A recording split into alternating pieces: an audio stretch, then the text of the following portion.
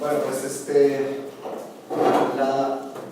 lo que les voy a mostrar hoy pues es una continuación de lo que hemos visto la clase anterior o la vez pasada que nos reunimos, para dar una versión extendida de esta historia del ser, porque en aquella ocasión no nos dio tanto tiempo, ¿no? Entonces, yo les había presentado cuál iba a ser nuestro objetivo, y el objetivo pues es identificar diferentes perspectivas respecto del ser y la nada, y entender cómo eso se relaciona con lo que nosotros estamos entendiendo aquí, lo que estamos estudiando aquí en el círculo existencial. A mí lo que me parecía muy importante de hablar del ser y la nada es que me parece que realmente cuando decimos ser y cuando decimos nada, de lo que estamos hablando es de la verdad y lo que parece que es falso. Y es así como lo ha tomado la historia de la filosofía. Cuando hablan del ser, están pensando en una cosa que es de un modo, ¿no? y normalmente vinculan al ser la idea de lo verdadero. Entonces, me parece que era importante hacer este recorrido, esta recapitulación de qué es lo que pensaban por el ser diferentes filósofos, ¿no? Entonces, para eso pues vamos a estar viendo a varios autores, ¿no? Como Parménides, Heráclito, Platón, Aristóteles. Vamos a hablar de la escolástica, Eckhart, la escuela de Kioto, y luego la visión existencial del ser y la nada, ¿no? Es muy ambicioso, pero pues hoy tenemos tiempo, entonces no tenemos prisa, hasta que ustedes me digan, como Vicente Fernández, ¿no? Yo sigo aquí explicando hasta que me digan que ya quedó todo. Entonces, bueno, esa vez les decía también que es difícil encontrar una definición del ser. Me fui al libro de un diccionario filosófico que se llama, es el Diccionario Filosófico de Nicolás Sabagnano, y ahí hay una parte que habla del ser, pero son como unas 15 páginas a renglón seguido con letra tamaño Biblia, y que está además bastante complicado y nunca definen tal cual el ser. Te dicen, para Parménides el ser era esto, para Aristóteles era esto, y van haciendo también un recorrido histórico de las múltiples formas de entender el ser. Entonces, con fines de hablar de una manera un poquito más práctica, más sencilla, el ser lo vamos a entender de dos formas, ¿no? Como aquello que se predica de todas las cosas, que esta es la definición de Aristóteles. Y cuando Aristóteles dice que el ser es aquello que se predica de todas las cosas, a lo que se está refiriendo es a que cuando yo quiero conocer cualquier cosa, al momento de definirla, necesariamente tengo que utilizar el verbo ser. Si yo no digo que esto que estoy tocando ahora es una silla, si yo nada más lo señalo, digo silla, como que no queda muy claro el fenómeno del conocimiento, ¿no? Pero para que yo lo conozca, digo esto es X, ¿no?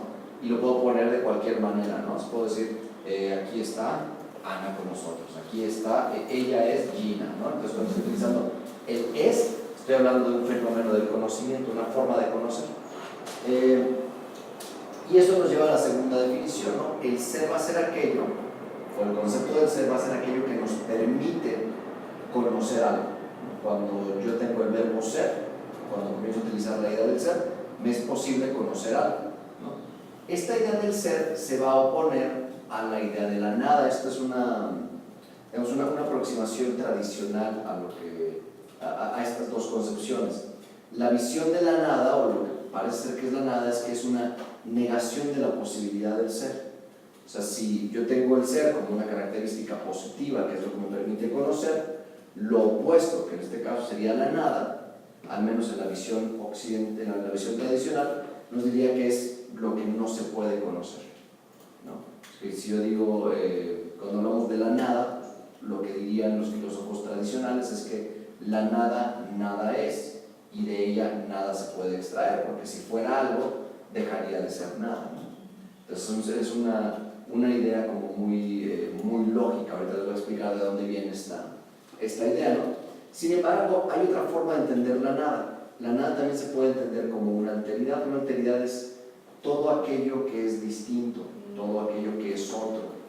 Esta es otra visión de cómo entendemos la nada, ¿no? O sea, no es solamente la nada como negación de posibilidad de conocimiento, que esa es la idea de Aristóteles y Parménides, pero la nada como alteridad la va a abordar Heráclito, la va a abordar Platón en uno de sus escritos, y la van a retomar algunos filósofos, que han sido filósofos que han sido dejados de lado en la mayoría de los casos, no los han tomado en cuenta, porque parece ser que no siguen esta visión tradicional.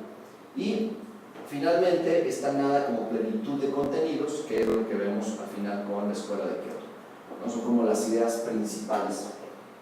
¿Hasta aquí muy bien? Sí, yo no entiendo muy bien lo de la plenitud de contenidos. Ok, la vamos a explicar hasta el final con la escuela de Kioto, pero es una idea muy budista, ¿no?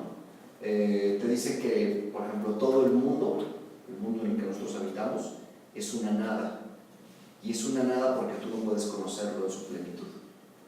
Por más que tú trates de conocer todo, siempre hay algo que se te escapa.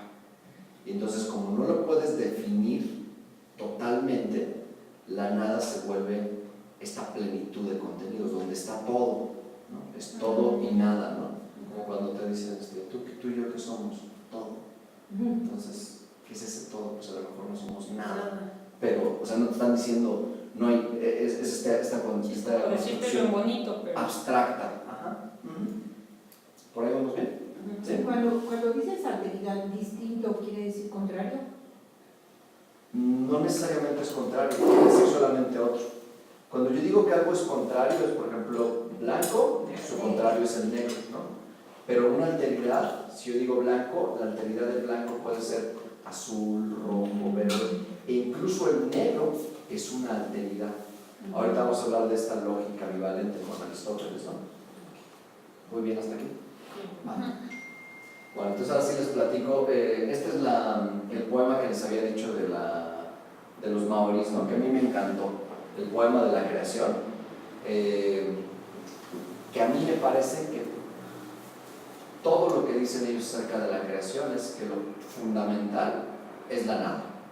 Y esto se va a vincular justamente con la visión de Heidegger, un Heidegger que todavía no exploramos aquí en las clases, un Heidegger que en su escrito que es Metafísica va a decir que el ser, que es de lo que estamos hablando, que es lo que conoce, sobre nada, o sea, que está por encimita, dice sobre nada, la nada. O sea, primero es la nada, lo más originario, lo indeterminado, y luego el ser, que es un cachito, que es lo que sí alcanzamos a ver. Heidegger va a decir eso también. A mí me parece que los maoríes aquí dicen exactamente lo mismo, ¿no? Cuando comienzan, primero está el vacío, el primer vacío, el segundo vacío, el vasto vacío, el vacío que se extiende a lo lejos, el vacío marchito, el vacío que no posee, el vacío delicioso. Todas estas son caracterizaciones de la nada, de lo negativo. Aquí estamos viendo sobre lo mismo, ¿no? Lo que no es. El vacío limitado, la noche, todavía sigue siendo una característica de la oscuridad, ¿no? Y después de la noche todavía vienen características de la noche, ¿no? La noche que se acerca, que se aleja, la noche que se queja. Y aquí tenemos la primera caracterización positiva, hija del sueño inquieto. O sea, ya pasamos de algo negativo que era la oscuridad, el vacío, la noche, surge algo que ya puede ser determinado. Una hija que tiene un género, que tiene un nacimiento, y entonces el amanecer, el día durable, el día brillante, el espacio. Entonces, a mí me gusta mucho por verlo de esta manera simbólica, ¿no? Como una civilización que lo hace además de manera muy parecida a lo que lo hacen los griegos. Los griegos en el escrito de la Teogonía dicen que lo primero que existe es el caos. Y hay una concepción cristiana también, o católica, que dice en el principio era la nada y de la nada fue el verbo. Si hacemos una lectura decimos, entonces había algo originario, que era esta nada, ¿no? Que si lo pensamos como un constructo abstracto, ¿no? Parece que primero tiene que haber algo que no es para que pueda surgir algo que es, ¿no? Lo que no conozco frente a lo que sí conozco, ¿no? Más o menos esas son las ideas. ¿Vamos bien hasta aquí? ¿Sí? Entonces, bueno, aquí es donde empieza todo el problema, ¿no? Parménides, un filósofo presocrático, escribe este poema, un poema en el que habla del ser, y el ser le parece a él que es lo verdadero. Y entonces aquí empieza la distinción entre lo que sí es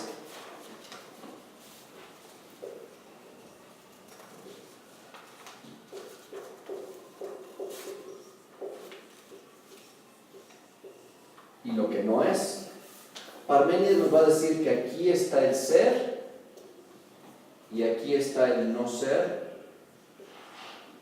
o la nada. Y toda la construcción de su pensamiento va a irse por esta línea. Le va a decir, va a decir, es necesario, el ser es, o sea, lo verdadero es verdadero y es necesario que sea. Entonces, si lo vemos de manera muy lógica, lo que nos está diciendo es, lo que es verdadero y necesariamente va a ser verdadero.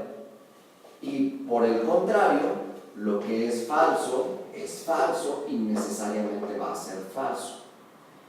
Esto, si lo pensamos como nuestra idea de forma de construir el conocimiento, como siempre lo hacemos, pues cuando estamos, incluso cuando nosotros vamos a la escuela, nos enseñan que hay una cosa aquí, una operación, que cada vez que la repetimos de la misma manera, nos ponen una palomita, y esa palomita después equivale a un 10 y una carita feliz porque hicimos bien nuestro trabajo en la escuela, ¿no? Nos enseñan que hay conocimientos fijos y estáticos. Incluso las mamás, los papás terminan diciendo esto, ¿no? Las cosas son de una manera y no de otra, ¿no? El mundo es así, que es lo que nos terminan diciendo, ¿no? Entonces, están siguiendo sin saberlo una propuesta de Parménides en la que nos dicen las cosas son así y no puede ser de este otro modo. Así tal cual y clarito nos dice Parménides, ¿no? Y a partir de ahí, toda la construcción de muchos filósofos va a tomar este como punto de partida. Van a decir, todo lo que es verdadero tiene que seguir siendo verdadero. No puede ser que un día sea verdadero y mañana no sea verdadero. Genera mucha confusión, ¿no? Si yo pienso, por ejemplo, que es verdadero que el sol sale todas las mañanas por el oriente, pero si comenzara a pensar, híjole, a lo mejor mañana no sale por el oriente. Nosotros decimos, es una verdad, ¿no? El sol siempre va a salir por el oriente, según yo ahorita está parado, ¿no? Yo espero que mañana cuando me levante, voltearme otra vez para allá a las 6 de la mañana y ver que el sol va a salir. Y entonces eso constituye una verdad, eso es así, es verdadero. Y es lo que nos está diciendo Parménides. Esas cosas son de un modo y no de otra. Y tenemos que poder hacer una distinción entre una cosa y otra. ¿Voy bien hasta aquí? Después de Parménides, hay otro filósofo, que es Heráclito, que va a decir lo contrario. Heráclito va a decir que justamente la característica del mundo es el cambio. Para él va a decir, nosotros tenemos una serie de cosas predeterminadas en el mundo, ¿no? El mundo ya está lleno de ciertos elementos y estos elementos están constantemente cambiando. De hecho, Heráclito nos diría, un sinónimo de que algo está vivo es que está cambiando. Un sinónimo de que nosotros estamos vivos es que de un día a otro cambiamos, ¿no? Un día más hinchado, otro día tienes un poco más de pelo o menos pelo, un día medías 1,65 m, lo que hacen tanto los niños, no sé si lo sigan haciendo, eso que se ponen en la cocina, ¿no? Y miden hasta dónde voy, mamá, te ponen una rayita y te das cuenta que creciste porque al día siguiente hay otro cachito, ¿no? Entonces eso diría, por ejemplo, Heráclito, la esencia de la vida es este cambio. Y entonces tú todo el tiempo estás dejando de ser, no eres una misma persona toda tu vida, siempre te estás reconfigurando. Esto a nosotros ahorita que hemos estado estudiando este primer semestre de psicoterapia existencial, pues nos parece bastante familiar, ¿no? Pero para la ciencia, por ejemplo, una concepción como la de Heráclito es muy complicada, porque la ciencia necesita saber que 2 más 2 siempre van a ser 4. La ciencia necesita saber que cuando yo suelte este plumón, el plumón va a caer a 9.81 metros por segundo cuadrado, porque es la ley de la gravedad o la velocidad que se ejerce aquí. La ciencia necesita tener esas certezas del lado del ser, de Parménides. No podría la ciencia decirnos, pues a lo mejor el plumón hoy va a caer a 9.81 metros por segundo cuadrado, pero mañana puede que lo sueltes y no se caiga. La ciencia necesita estar del lado del ser. Heráclito está del lado del no ser, del lado de decirnos, todo está cambiando, todo está siendo distinto. siempre una constante en toda la vida, ¿no? Después de él viene Platón, y aquí es donde comienza todo el problema, ¿no? Esta es la parte que yo les platicaba el otro día. ¿Puedo borrar esto? Sí. Entonces, acá tenemos la propuesta de Platón, y para quienes compartan una visión católica del mundo, les va a parecer algo súper parecido a lo que nosotros conocemos en nuestro ideario, en el ideario católico, ¿no? Platón dice esto. Primero nos cuenta el mundo de la teoría de la caverna, ¿no? Y en la teoría de la caverna nos dice, hay aquí unas personas, imagina, lo hace para contarnos su teoría de las ideas, ¿no? Nos dice, imagínate que este mundo en el que estamos aquí, que todos habitamos, es como si estuviéramos adentro de una caverna. Y en esa caverna nosotros somos esclavos, que pueden ver únicamente hacia el fondo de la caverna. Atrás de los esclavos hay una pared, y de esa pared hay gente que pasa figuras, hay un fuego que hace que se reflejen las figuras. Lo que estas personas ven son las sombras de estas figuras que están pasando. Las sombras están distorsionadas, no son las mismas, no se ve igual. Ustedes han hecho este ejercicio seguramente con sus hijos en algún momento, de poner la mano así frente a una lámpara. Parece un perrito, ¿no? Pero esto no es un perrito, sigue siendo mi mano. Entonces lo que dice Platón, estas personas que están aquí ven un mundo que es un mundo lleno de falsedades, un mundo equivocado.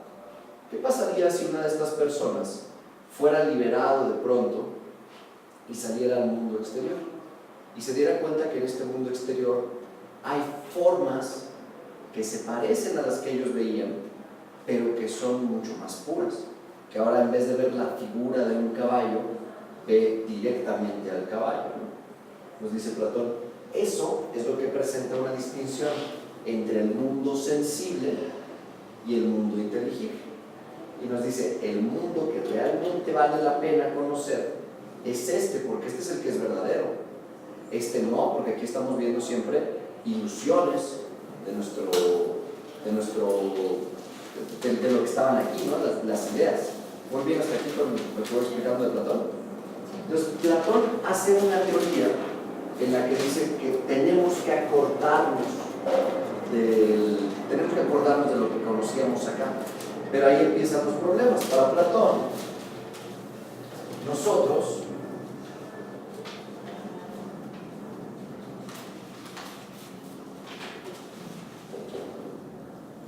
somos seres humanos. Perdón, mis dibujos son muy feos. Me siento juzgado con los artistas aquí. Es que necesito así como. No, es que esta es el alma. Ah, Es un corazoncito. Es un corazoncito de que tiene alma, ¿no? Platón dice, los seres humanos, vamos a hacerlo que sea niño.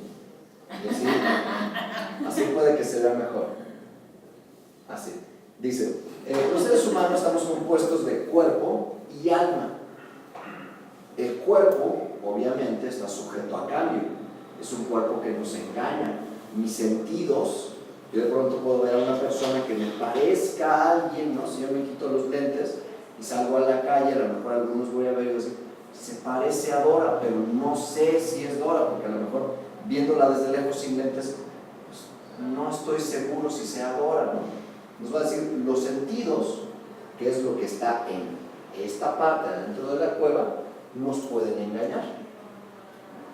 Pero esta cosa que está aquí, que es nuestra alma, cuando nosotros morimos,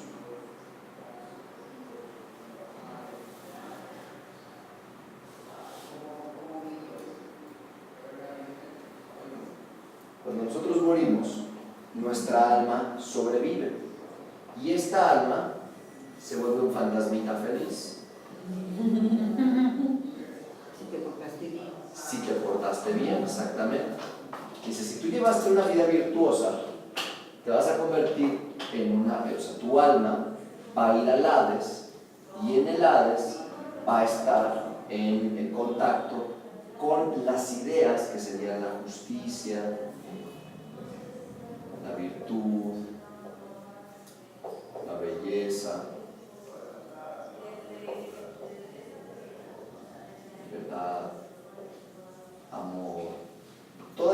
ideas abstractas que todas son verdaderas. Cuando el fantasmita feliz llega aquí, es todavía más contento porque está conviviendo con la verdad del universo. Pero este fantasmita un día va a regresar. Cuando regrese al mundo, va a atravesar por un río que se llama Letes, que significa olvido. Cuando el fantasmita quiera volver aquí, pasa por el río del olvido, y entonces al volver a nacer ya no se acuerda de nada de lo que conoció aquí. Y el problema, y dice Platón, es que nosotros tenemos que conocer esto, pero para conocer esto lo que tenemos que hacer es recordar. Y esta es la teoría de la reminiscencia, ¿no?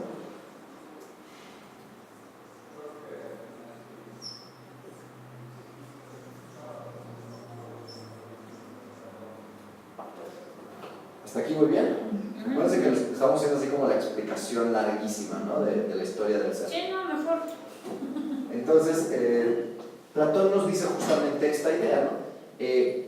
Cuando estamos aquí, nosotros nos tenemos que acordar de lo que sabíamos. Para eso tenemos que dialogar, tenemos que estar platicando constantemente para distinguir las ideas verdaderas de las ideas falsas. Ahí otra vez estamos acordándonos de Parménides, ¿no? Nos va a decir, tú te tienes que acordar, pero acuérdate bien, no te acuerdes a medias, ¿no? Es como cuando a alguien se le han perdido las llaves o algo, se te pierden y te pregunta, a mí me preguntaba mi abuelita siempre, ¿no? ¿Dónde la dejaste? No, pues si me acordara, si me la dejaba estaría perdida, ¿no? Y me decía después, bueno, acuérdate qué hiciste. Y entonces mediante esta técnica ancestral de las abuelitas, dices, no, pues mira, me levanté y cuando me levanté me puse las llaves aquí, todavía las traía, fui a pasear al perro, regresé de pasear al perro y abrí con las llaves, pero después tenía la cadena del perro aquí, y entonces dejé la cadena, me fui a bañar, pero si ya tenía las llaves en la mano, las llaves las dejé en el baño y luego me salí a cambiar, y como yo siempre tengo las llaves en mi mesa, pues ya después no las encuentro, ¿no? Entonces la abuela te dice, acuérdate, y entonces cuando te acuerdes vas a saber la verdad de dónde estaban tus llaves, ¿no? Lo mismo nos diría Platón, pero sobre estas ideas, ¿no? Vete acordando de qué es la justicia. No adivines, no es una cosa que se construye. O sea, Platón aquí nos está diciendo la justicia es una y es la misma para todos. No va a cambiar, no está sujeta a interpretaciones, ¿no? En este cachito de Platón. ¿Vamos bien hasta aquí? Sí. ¿Sí? Pero después Platón es todavía un Platón que era joven, inocente, creía en la verdad, no había sido decepcionado amorosamente. Entonces todavía creía que las cosas eran de un modo y no de otro, ¿no? Después ya pasan ciertas cosas en su vida, o sea, madura, ¿no? En esta madurez de Platón, pues en los chismes, ¿no? De todo lo que le pasó a Platón, un día lo invitan a Siracusa para que instale una república, y que fuera una república que sea con un sistema de gobierno maravilloso, pero ahí había un tirano en Siracusa que dice, a mí se me hace que Platón está diciendo, me quiere destronar a mí, entonces manda a matar a Platón, se logra escapar Platón de que lo maten porque un amigo suyo intercede por él, pero de lo que no se escapa es que cuando va de regreso a Grecia, el tirano de Siracusa le paga una lana a los que lo llevaban en el barco para que lo capturen y lo vendan como esclavo. Entonces un rato a Platón lo tienen esclavizado y sus amigos se tienen que juntar para poner lana y pagar un rescate y que Platón vuelva a Grecia sano y salvo. Después de ese tipo de experiencias, pues yo creo que sí tienes un poquito la fe en el mundo y dices, no, las cosas se me hace que no son tan justas y verdaderas como yo creía, ¿no? Sí puede haber un poquito de falsedad. Entonces Platón, en un diálogo suyo ya mucho más viejo, que es el sofista se llama, es el sofista o Tetetes, dice que para conocer las cosas tenemos que saber que hay cosas que son del lado del ser, pero que lo que nosotros conocemos en este mundo está en una relación entre ser y no ser, y que el no ser lo que implica es el cambio, y que este cambio está sucediendo constantemente.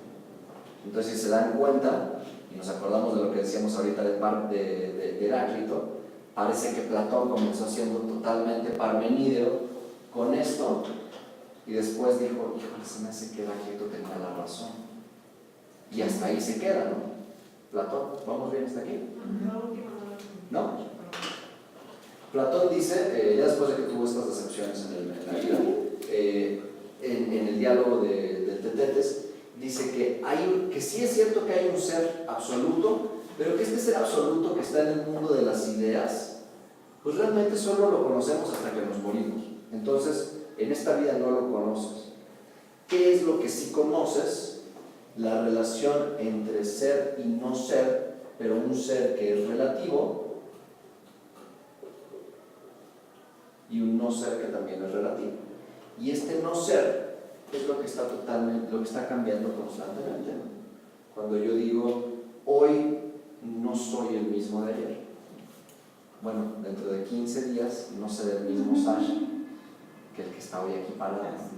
Porque hoy todavía puedo decir que soy soltero. En 15 días ya voy a estar casado y voy a tener un anillito aquí puesto.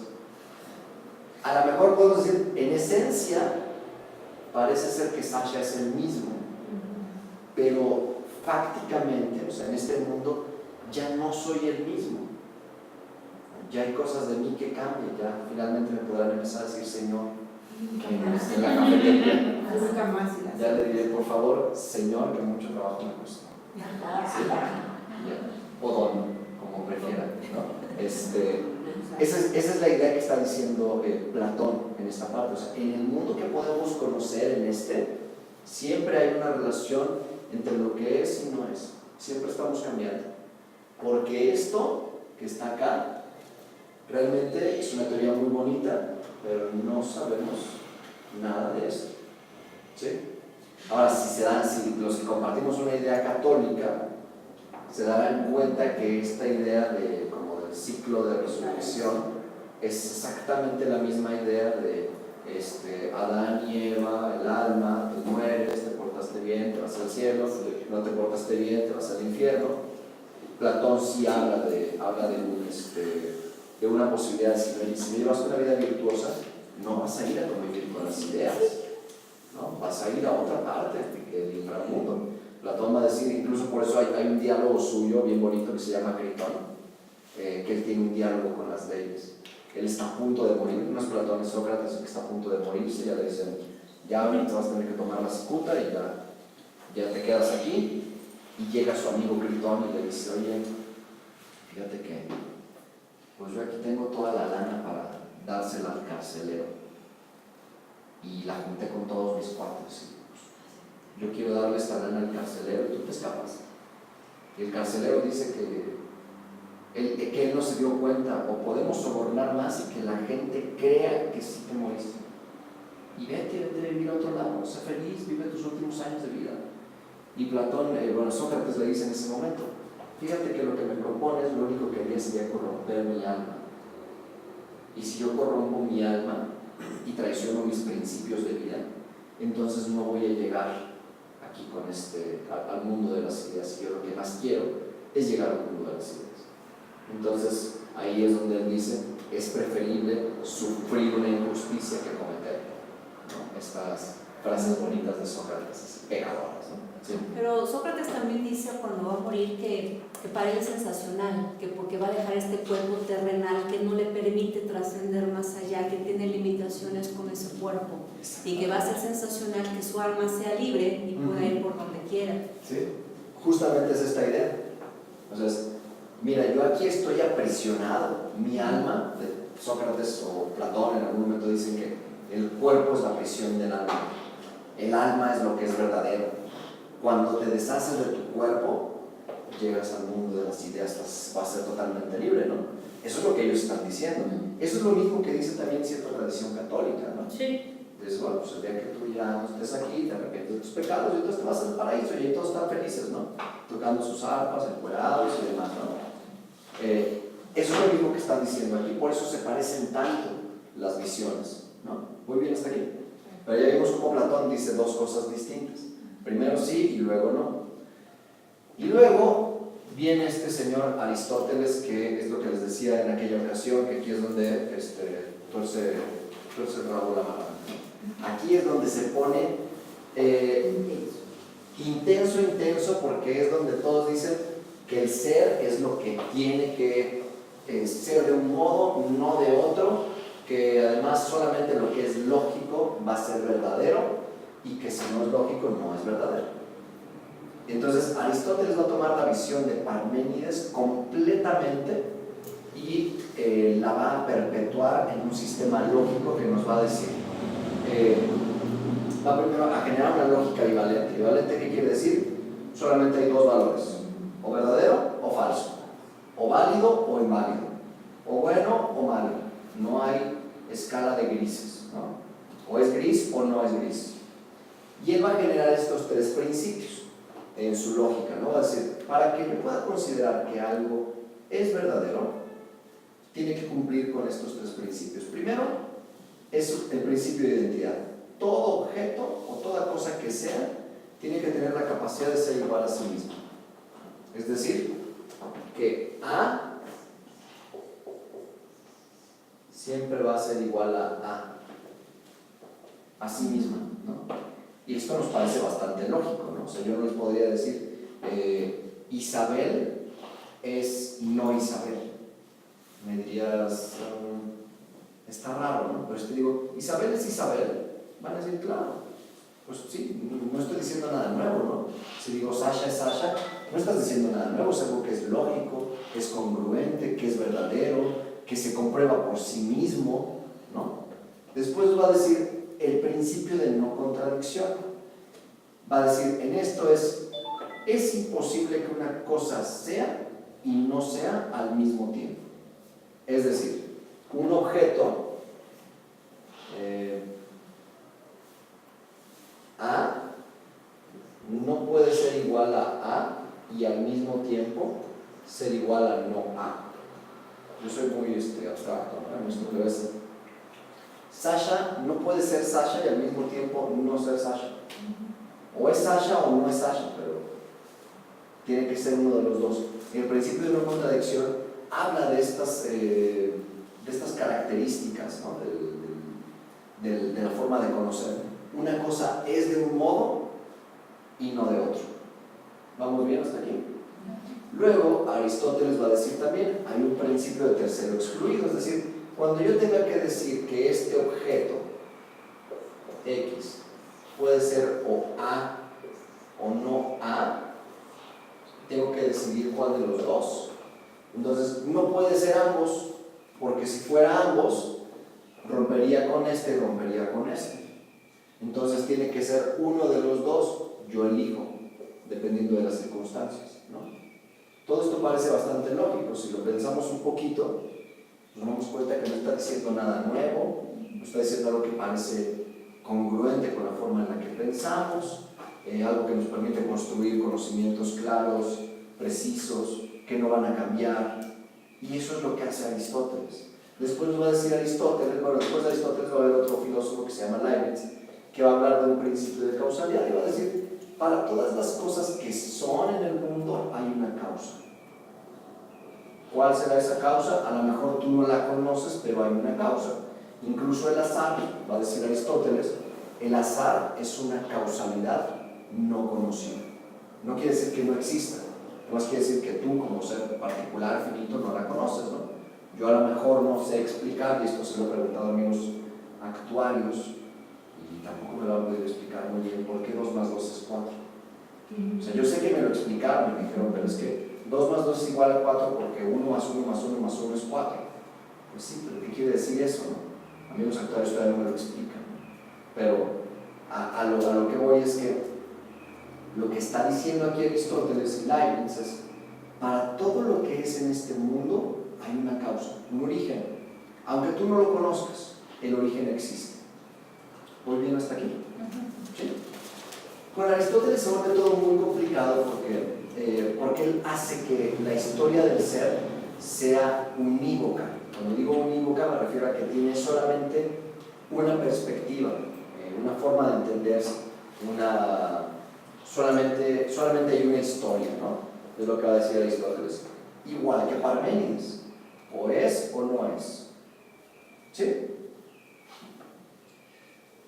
De esta idea de Aristóteles se va a desprender la propuesta escolástica. Los escolásticos es una corriente de pensamiento filosófico que hacen un desarrollo de la lógica, y con la lógica se proponen probar la existencia de Dios. Y es importante pensar la idea de la existencia de Dios porque, si se acuerdan de lo que veíamos hace ratito con Parménides, Parménides nos decía que el ser era inmóvil, inmutable, eterno, verdadero, infinito. Nos dice eso Parménides, ¿no? O sea, nos decía estamos aquí a unos 1000 años de distancia de lo que o sea, en este momento de la escolástica, Parménides, unos 1000 años atrás, había dicho esto: si yo aquí tacho ser y le pongo Dios, coincide totalmente con lo que tiene la visión católica y con la idea y con el mundo de las ideas platónico. Entonces, los escolásticos, monjes católicos, dicen: vamos a comprobar la existencia de Dios mediante pruebas lógicas que sigan la lógica bivalente de Aristóteles, para que veamos que Dios sí existe, ¿no? Y entonces van a tener cinco pruebas, ¿no? Estas 5 pruebas son interesantes, las voy a mencionar así como para que, si un día alguien les dice Dios no existe, ustedes tengan 5 formas de decir: te voy a comprobar que sí existe.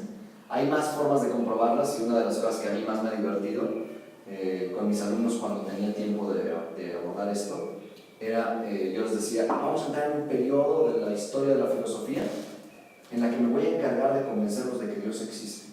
Entonces preguntaba: levante la mano quien dice que Dios sí existe. Ahora vivimos en una sociedad, y además en la escuela en la que estoy, que es fundamentalmente atea, ¿no? Como que no tienen mucho Entonces había por ahí 2, 3 que me decían: sí, yo sí creo que Dios existe. Bueno, ustedes ya la tienen ganada, ¿no? ¿Y quiénes creen que no existe, no? Entonces todos los demás levantaban la mano. Bueno, al término de estas 3 semanas los voy a convencer de que Dios existe.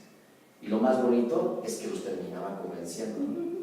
No es que los convenciera en el sentido de que ellos ahora creyeran en una fe religiosa, sino que no hay forma de decir que no existía un algo a lo que pudieras llamar Dios, ¿no? Entonces, ahí van las pruebas, ¿no? de la existencia de Dios, para que puedan sacarlo como conversación el próximo domingo. ¿Tú eres ateo o crees en Dios? Yo creo en Dios. Yo creo en Dios. Yo soy de familia católica, no practico el catolicismo. Practico muchas tradiciones religiosas: Hare Krishna, budismo, hinduismo, yoruba, bantú, prehispánicas, como náhuatl, maya, quechua, dakota, todas esas las mezclo y hago mi propia versión, ¿no? Pero la existencia de Dios, pues yo sí, claro, no la dudo, ¿no? Bueno, entonces vamos con la del movimiento. Nos dicen los escolásticos: primero hay que ver que en el mundo en el cual nosotros existimos, todo está en un constante movimiento.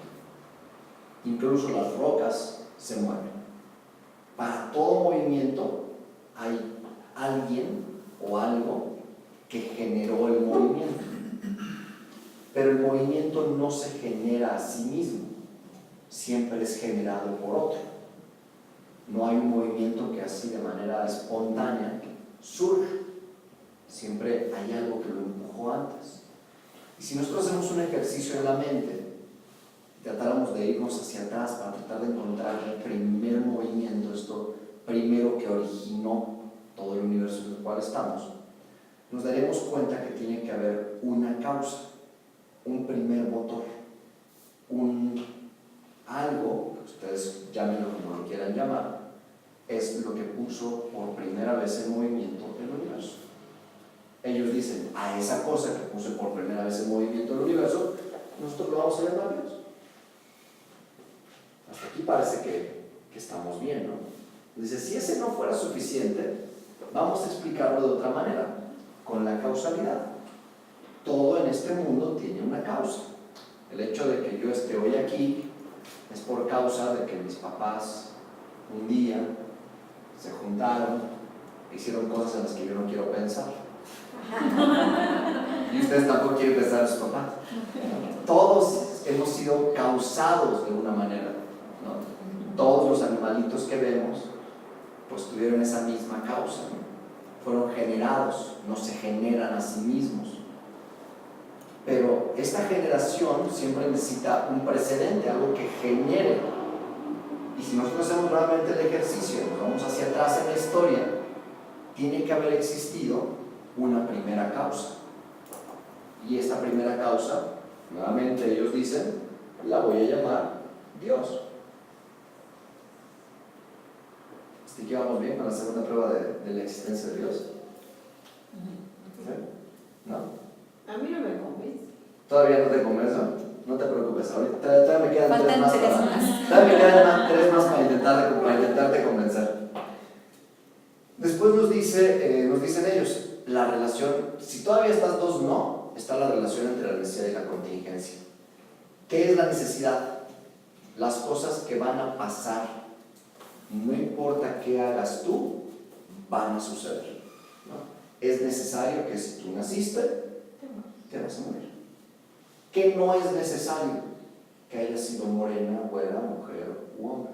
Eso es contingente, eso puede cambiar. Pero el hecho de que hay un ser, que cuando el ser está vivo se va a morir, es una necesidad. Hay una relación ahí, ¿no? Hay cosas que son necesarias y cosas que son contingentes. Y ellos se preguntan, ¿de dónde viene este origen de quién determina qué es necesario y qué es contingente? Yo, como ser imperfecto, no puedo decir, yo me doy cuenta de que es necesario que me muera, pero yo no pongo las condiciones de la muerte. Puedo intentar modificarlas creando medicinas, teniendo una vida más saludable, haciendo ejercicio. Puedo intentar modificarlas, pero que hay una necesidad, ahí está. Y ellos dicen, esta relación entre necesidad y contingencia es establecida por un ser superior, y a ese ser superior, que sí establece las leyes, lo vamos a llamar Dios. ¿Vamos bien hasta aquí? No me queda muy claro de lo de la contingencia, ¿a qué se refiere? La contingencia es lo que podría ser de un modo distinto, ¿no? Lo que está sujeto a cambio. Como más ejemplos, ¿no? Hoy es contingente que estemos estudiando en este salón. Nos podrían haber dado el salón de enfrente, o nos podrían haber dado el salón de allá. Es contingente, ¿no? ¿Qué es necesario? Pues que es necesario que haya alumnos y maestro para que haya una clase. Si no, pues no hay clase. Ustedes no vienen y yo tampoco, pues entonces no hay clase, ¿no? Esa es la idea. ¿Qué es contingente? Que vengan 6, 7 alumnos, o que vengan 15, o que venga uno. Eso es contingente. Pero para que haya una clase tiene que haber un alumno y un maestro. Ese sería la idea. Ellos dicen, estas leyes lógicas del universo las pone alguien. Este es el alguien, ¿no? Después de eso, si todavía este no nos acaba de convencer, dicen, hay grados de perfección, ¿no? Porque lo más perfecto es lo que es más complejo y lo menos perfecto es aquello que es más simple. Y entonces van a decir, una piedra es menos perfecta que una planta. Los mecanismos para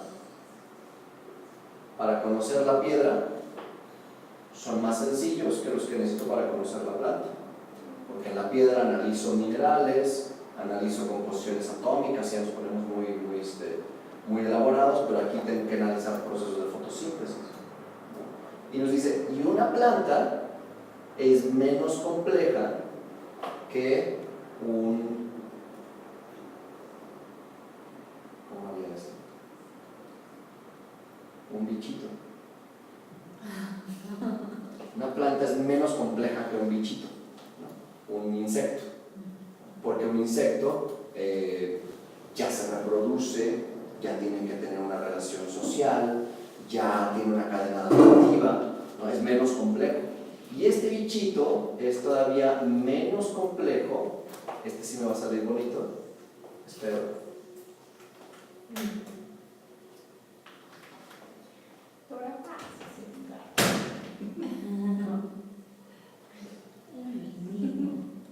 Ese es otro bichito. Este es otro bichito.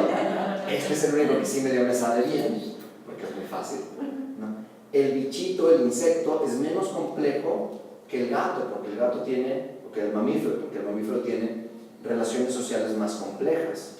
Entonces, para que yo conozca este es más perfecto que este, ¿no? Incluso si lo pensamos ahora, si pusiéramos en Facebook una imagen, voy a decir unas cosas súper feas, ¿no?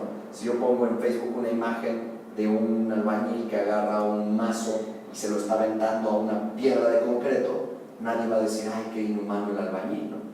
Van a decir que está rompiendo el piso. Pero si pongo al lado de eso una imagen de los cuates que van a Alaska y matan a las morsas, a las foquitas, para quitarles su piel, entonces digo, eso sí me parece que no está bien. ¿Por qué? Porque a la roca la considero como menos perfecta y al mamífero como más perfecto. Y dicen ellos, entre los mamíferos hay uno que es el más perfecto de todos. ¿O eso se cree?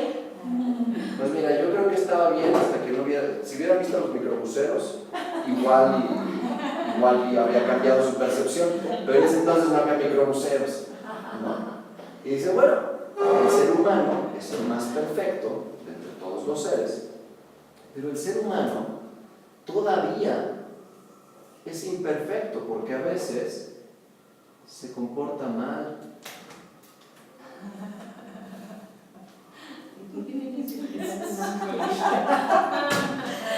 Por inclusión de género, siempre pongo el Pero puso, como somos, sí,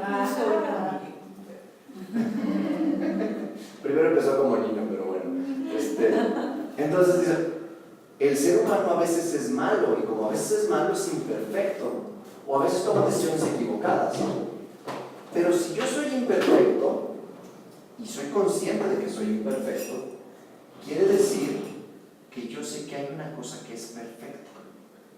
No la conozco, pero la idea de la perfección, yo como ser imperfecto no la puedo haber pensado yo solito, porque la perfección me la tiene que haber puesto alguien aquí adentro de la cabeza, el concepto.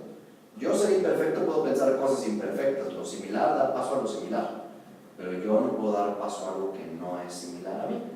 Entonces, ese algo que sí es perfecto, yo lo voy a llamar, siendo los escolásticos, Dios. Ahí tenemos la cuarta prueba de la existencia de Dios. ¿Todavía no te convenzo? ¿No? Ya nada más me queda una. A ver si lo logro, Si no tengo Sí, ahí también, ahí no, como que yo pienso, por ejemplo, en los animales y digo, por ejemplo, no sé, el tiburón se quedó igual desde hace mucho tiempo, o sea, no se volvió algo más complejo. No evolucionó. No evolucionó y es perfecto, como en esa simpleza. Lo que ellos te dirían es, o sea, sí tiene un grado de perfección, pero no te dirían que es absolutamente perfecto. ¿Entiendes? Sí, su simpleza, o sea, no ha cambiado, no ha necesitado cambiar históricamente, el tiburón se ha mantenido así, pero no puedes decir que un tiburón es capaz de demostrarle compasión a su presa, o al menos no lo hemos visto. No puedes decir que el tiburón es capaz de tener una muestra de amor hacia su pareja. Y lo que ellos dirían ahí es, hay ciertas sensaciones que son mucho más complejos, ¿no? o sea, el deseo de reproducción que podemos ver en el tiburón, que se reproduce cuando pues, la hembra está ovulando y el otro está por ahí pasando, y entonces ahí se reproduce, es meramente reproductivo, a diferencia del acto de amor que van a tener los seres humanos, supuestamente. A veces. Que es más Supuestamente. A veces. Más complejo, Supuestamente. quién sabe, supuestamente, ¿no? Eso es lo que ellos tendrían. Yo aquí nada más les estoy platicando las pruebas de existencia de Dios de ellos, algunas las comparto, otras no las comparto, y hay unas en las que digo, mira, me importa de todas formas, sin que me dijeras, ya creía que existía, así que no me tienes que convencer de nada. Bueno. Y finalmente el orden de la naturaleza. Este es mucho más holístico, ¿no? Te dicen, bueno, el orden, en la naturaleza nosotros podemos ver que hay ciertas cosas que suceden de manera ordenada. Es decir, primero tengo la primavera, luego tengo el verano, otoño, invierno, y estas se tienen que dar necesariamente en este orden. No puede ser que un día de pronto el invierno suceda el 21 de marzo. Podemos tener cambios climáticos, ¿no? Y los cambios climáticos ya los vemos hoy en día, pero eso no quita que las estaciones, la posición del sol siga siendo la misma que corresponde a primavera, verano, otoño e invierno. Y dicen, hay un orden en la naturaleza, un orden en el cual para ciertas especies, por ejemplo, es la hembra la que da luz, para otras especies es el macho el que da luz, ¿no? En la naturaleza pues es también hay cierta interrelación entre los diferentes seres vivos dentro de un ecosistema, y hay un orden preestablecido para esa naturaleza. Ese orden no lo establecemos nosotros como humanos, lo establece alguien más. A ese alguien más, nuevamente, le voy a llamar a Dios. Todo este chorro de las pruebas de la existencia de Dios para decirles cómo los escolásticos se clavaron tanto en probar que el ser tenía que ser de un modo y no de otro, y tenía que justificarlo mediante la lógica, y tenía que ser lógico, verdadero y válido. Es decir, todas estas cosas que yo les estoy platicando, obviamente los escolásticos las hacen mucho más extensas, pero a lo que llegan es a decir de manera lógica, en la cual tú dices, puedo no estar convencida de lo que me estás diciendo, pero es lógico. Puede que internamente yo quiera seguir sin creer que Dios existe, pero lógicamente te lo vamos a comprobar, porque lo que estoy haciendo es seguir teniendo una teoría en la cual busco que las cosas sean de un modo y no de otro. ¿Voy bien hasta aquí? ¿Sí? Entonces vámonos ahora a este otro señor que era un loco, que ya les platiqué su historia, un sacerdote de la Iglesia Católica, que comienza a hacer escritos sobre Dios, hace sus discursos. Él pues predicaba, ¿no?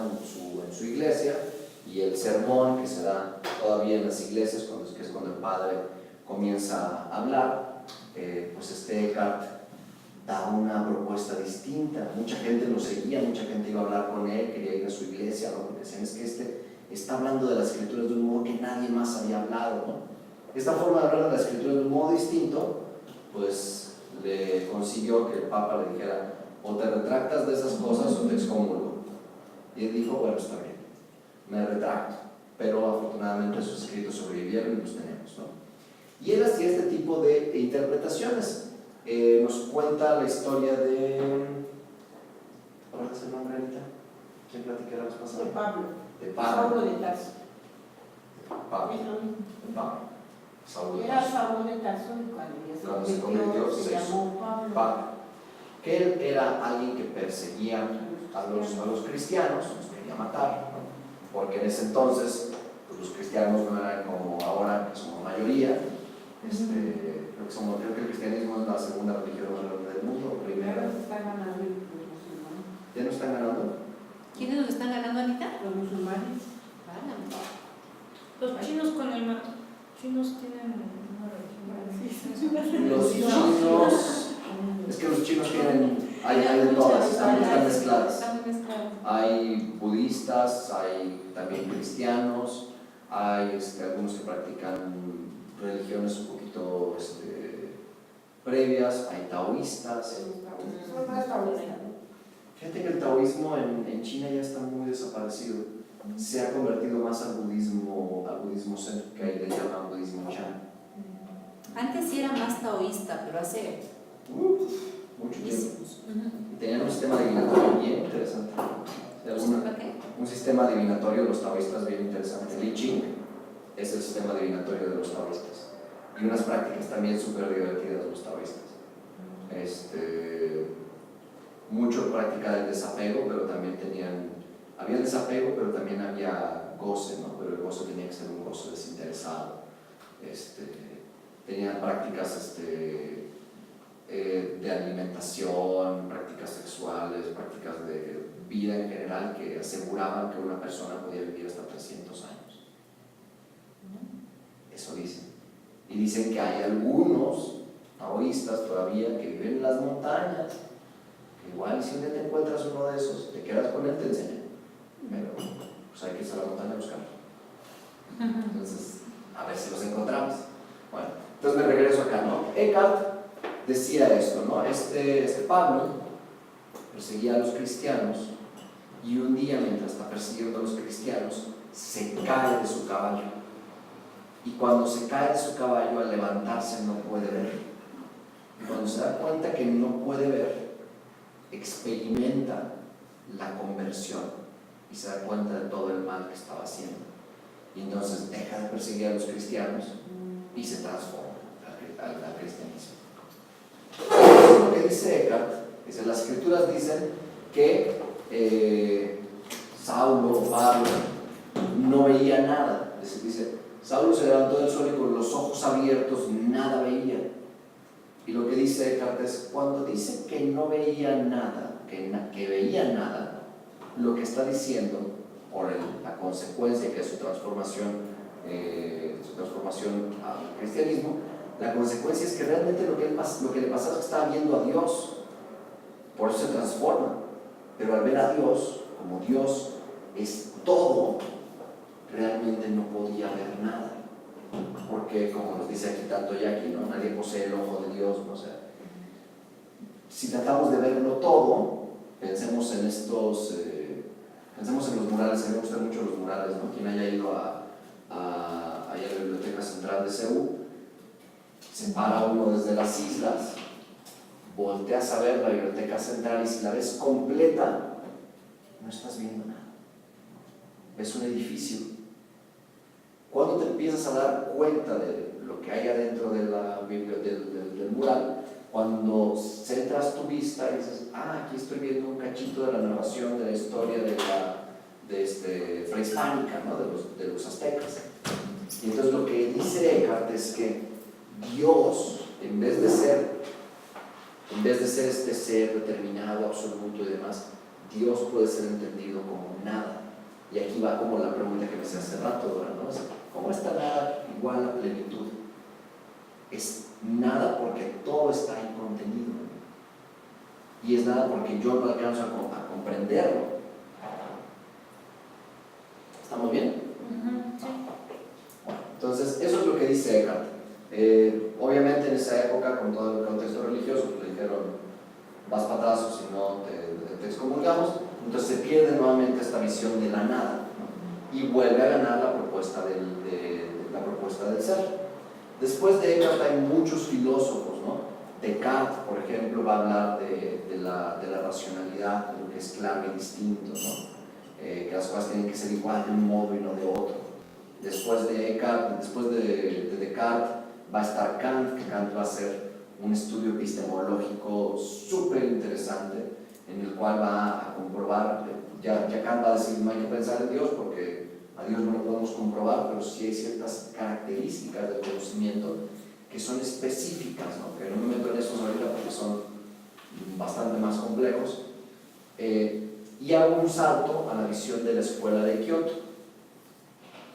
Los filósofos de la escuela de Kioto son muy interesantes porque ustedes, si conocen un poquito la historia de Japón, Japón se mantiene cerrado a toda la visión occidental hasta 1847 aproximadamente.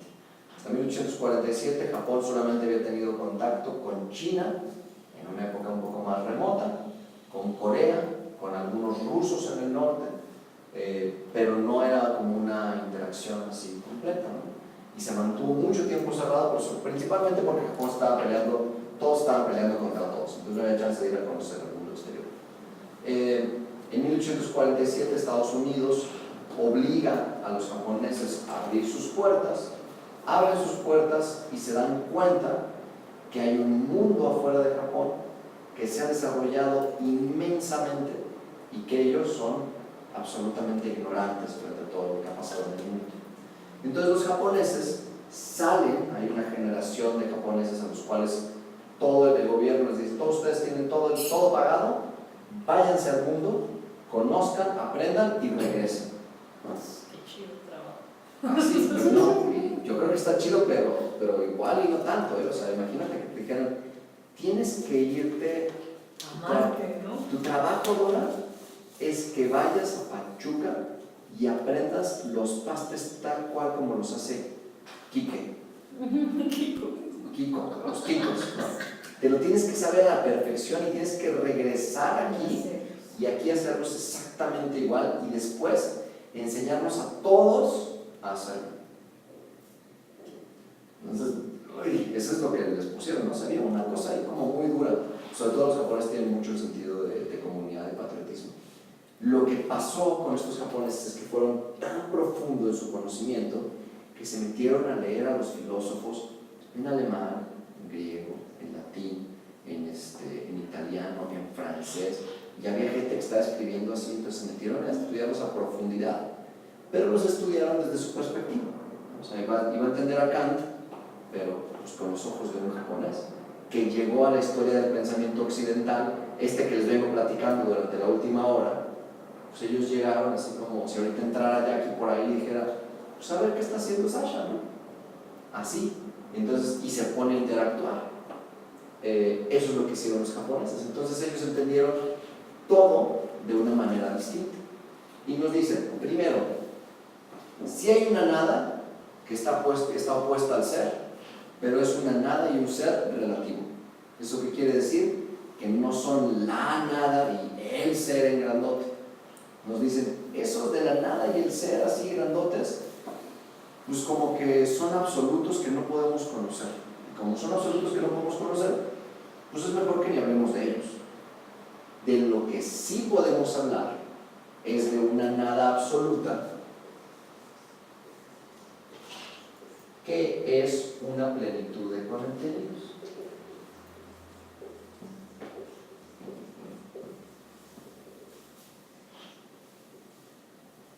Y esta nada como plenitud de contenidos suena exactamente igual a la propuesta de Eckhart.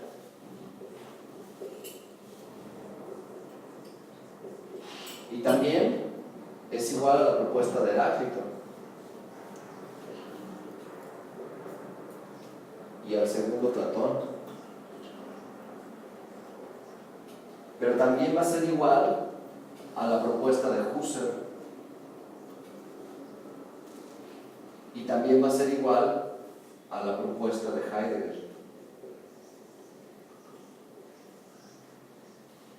En el sentido en el que de lo que ellos están hablando es que la nada absoluta es lo que posibilita el cambio, lo que hace que cambiemos en nuestra forma de conocer el mundo. La nada absoluta, ellos dicen, hay un filósofo aquí que se llama Hajime Tanabe, que habla de un proceso. Dice que es un proceso por el cual todos deberíamos atravesar, y es un proceso de arrepentimiento. Y dice: este proceso de arrepentimiento es cuando tú te das cuenta en la vida que algo hiciste mal, y cuando te das cuenta que hiciste algo mal y que ya no lo puedes cambiar, te sientes profundamente arrepentido. Pero este arrepentimiento lo que te hace es tener una experiencia negativa de ti mismo. Y cuando te niegas a ti mismo, te vas al otro poder. El otro poder nunca nos dice muy bien la nave que es, nomás es una cosa abstracta. Entonces, pero cuando te vas al otro poder, sales del mundo, y cuando sales del mundo, piensas de un modo distinto. Y después de que piensas de un modo distinto, regresas al mundo y actúas de una manera diferente. Y en este actuar de una manera diferente, lo que está sucediendo es que tú te has vuelto un ser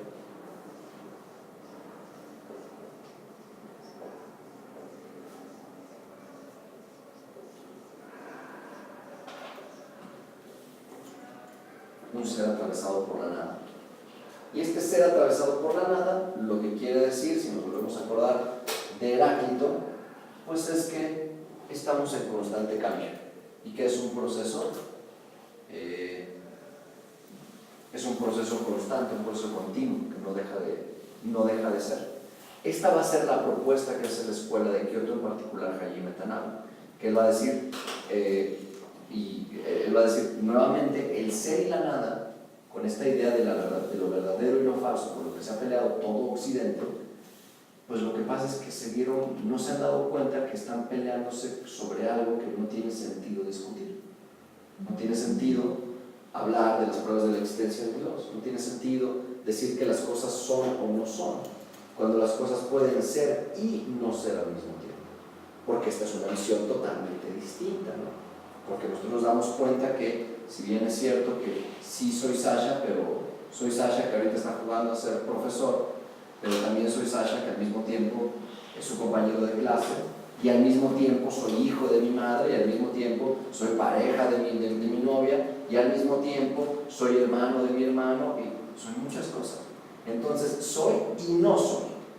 Entonces lo que está diciendo la escuela de Kioto es que nosotros tenemos que entender esta nada absoluta como plenitud de contenidos, lo que quiere decir que todo el tiempo nos estamos reinventando.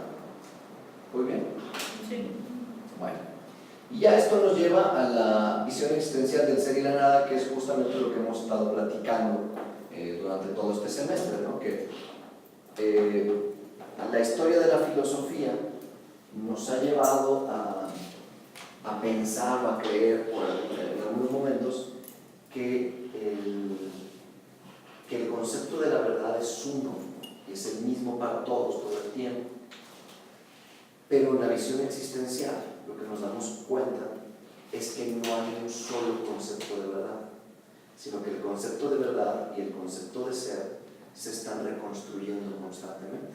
Incluso lo que nosotros estamos estudiando, lo que nos costó tanto trabajo este semestre, que entender la angustia, entender la libertad, entender la verdad, entender el ser, como nos decía Jackie, es tan difícil porque no hay una sola definición y porque cada filósofo lo está definiendo de una manera distinta. Y entonces lo que nos damos cuenta es que el pensamiento está cambiando constantemente, y eso quiere decir que la verdad también está cambiando. Y si cambiamos entonces de la verdad absoluta y pensamos en la verdad relativa, es decir, la verdad que podemos tener cada uno de nosotros, ¿no? La verdad que puede tener Gabo, la verdad que puede tener Isa, que puede tener Joana, que puede tener Fabi, esas verdades siempre están cambiando, ¿no? Entonces lo que hace esta visión existencial del ser y la nada es decir que ser y nada están siempre en una interrelación, en la cual el ser deja de ser, y al dejar de ser se convierte en nada, pero esa nada yo la voy a intentar conocer, y al intentar conocerla la voy a hacer conocer. Y entonces siempre estamos en este círculo, que es un círculo que no se acaba. Y ya.